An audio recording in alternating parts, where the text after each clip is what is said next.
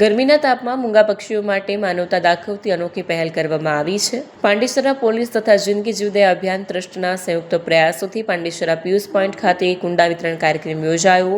મોટી સંખ્યામાં પાણીના કુંડાનું વિતરણ કરવામાં આવ્યું। આ કુંડાઓ ગલીઓ, છત અને જાહેર સ્થળોએ મૂકવામાં આવશે, જેથી તરસ્યા પંખીઓ અને નાના પ્રાણીઓને પીવાનું પાણી મળી શકે।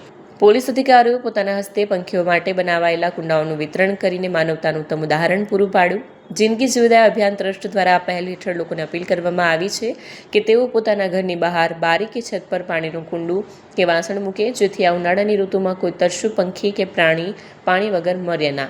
ઉનાળાની ગરમીની શરૂઆત થઈ ચૂકેલ હોય, જે અનુસંધાને જિંદગી જીવદયા અભિયાન તથા પાંડેસરા પોલીસ દ્વારા કુંડા વિતરણનો કાર્યક્રમ કરેલ છે।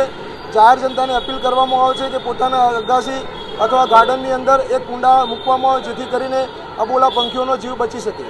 પોતાના અગાસીમાં તથા ઘર આંગણે આ રીતના કુંડા મૂકવામાં આવે તો અબોલા પંખીઓને પાણી મળી શકે અને પોતાનો જીવ બચી શકે।